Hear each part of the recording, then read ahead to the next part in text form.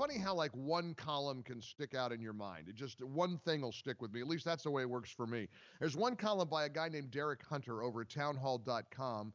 Derek's a radio host out of Baltimore, and he puts out a scenario that seems so real to me. The article's called "The Coronavirus Guessing Game." And he says, listen, one of two things happened here with this massive shutdown of the United States of America.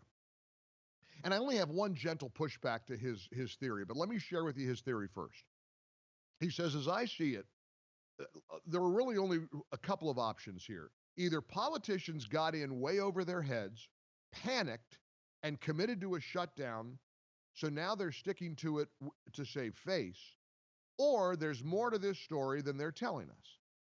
He says the first option seems the most likely. Nobody, no politician certainly from the president on down, wants to be accused of indifference when it comes to saving lives.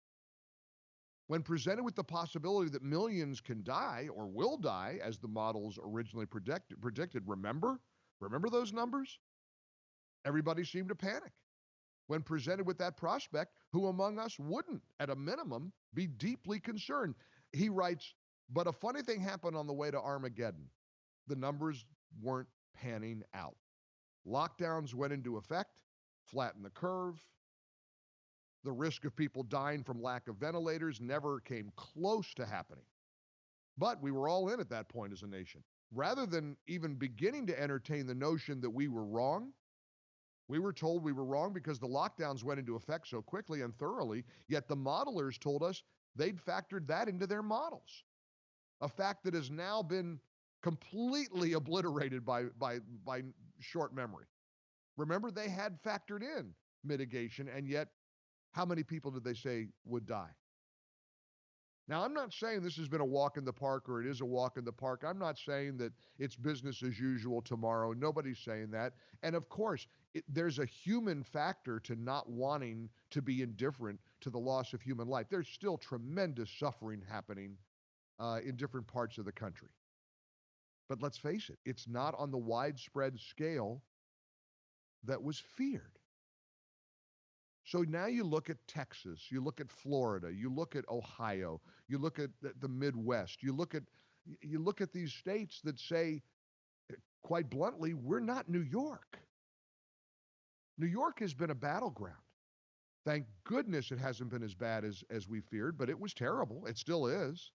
Horrible story. Young, bright, vibrant emergency room physician yesterday committed suicide. And her family says it was because of all the stress of what she had to deal with, the death and the dying all around her. You've seen the images. Those aren't fake images of bodies stacked up and funeral homes overwhelmed. That was real. Thousands of people have died in New York City in a very short period of time. It was real. Okay? The horrible stories of people losing their families. I saw a story just this morning, a guy who lost, I think, his mother and his brother. We've heard that. We know those stories are real. This is a vicious virus.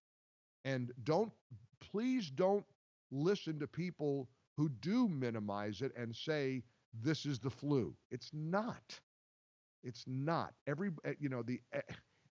indication is that this is a tremendously contagious virus, and there are certainly people who can become critically ill and suffer an agonizing death from it. Don't ever forget that. But now comes the chorus of voices that seem to be drowning out the Armageddonists that think we should be shut down for 18 months. It's not going to happen.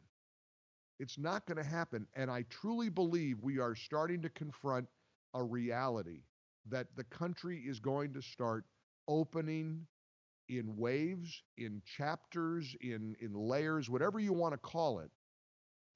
It's going to start happening. And we have to still, I believe, do our part. I'm really intrigued by this debate about masks and social distancing, because to me, that's common sense. I don't want to be near anybody who could give it to me. I truly believe I'm healthy. hit a big milestone today, 30 pounds on the scale. I've lost 30 pounds since the end of January that I've been working and exercising and being on the bike for 30 minutes a day and watching my calories. And I decided, when this thing first began, I thought, I can't control anything outside of my radio show. I can't control what my community does. If they tell me I got to stay home, I want to do something that is kind of my way of trying to control this awful situation. So I just decided to try to lose those pounds that I've been carrying around.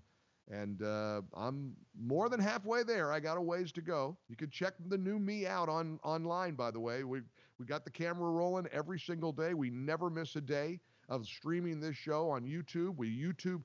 Our YouTube channel is up and running. We stream the show live, and then we make it available to you all day long at MikeOnline.com. So check out the Mike Gallagher Show YouTube channel. Check out Watch Mike on TV, and you will see me minus 30 pounds starting, I think I started around January 28th or something like that. So, I feel great. I feel like $1 million. I've never felt better.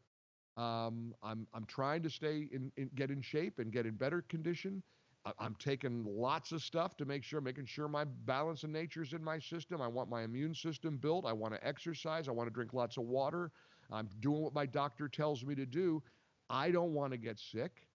I don't want everything to go away. I don't want to wind up in a hospital bed alone. These deaths have been terrible. These stories have been awful. And the flu doesn't kill many thousands of people in about a month or a month and a half or whatever it's been. So, and I don't even want to have that debate. I mean, listen, honestly, you want to feel that way, you want to march around, but I will tell you the concern I have. And let's take a few minutes to kind of wrap our brains around this big issue to me. I truly believe there is a segment of the population who is saying, it's flu, I don't need a mask, I don't need to social distance, I'm going to live my life like this never happened.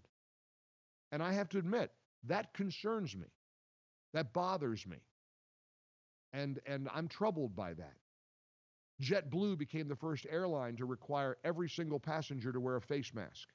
I believe other airlines will follow suit. People are afraid to fly because they don't know if they're going to be able to get it on the plane. You look now on TV, many reporters are standing there doing stand-ups and their reports with their masks on. And I think that's kind of a subtle message. It's a subtle message. By example, wear a mask. I told you the story of going into a home improvement store the other day, and the guy was so close to me, and it was like, please step back from me. Please. And I don't want to be a jerk. I don't want to be that guy. I don't believe that I'm cowering in any kind of fear. I think that I am looking at a pragmatic, practical, sensible, common sense approach to opening up our communities again, putting people back to work, letting life start to gear up again the way it did before this awful virus came into our country. So let's talk about it for a couple of minutes here in the ReliefFactor.com studios. It is a Tuesday, April the 28th. Welcome back to my kitchen, working from home, like so many people who are able to and blessed to be able to do are doing. Many people home because they're simply out of work and trying to navigate unemployment, trying to navigate the business loans for small businesses. There's a lot to tackle today. But let's first start on this issue of people who seem resistant to social distancing, to wearing a mask. Does that bother you as much as it bothers me? Does it worry you? Does it make you think we could be in for a longer slog because people are going to refuse to conform? Maybe that's the right word.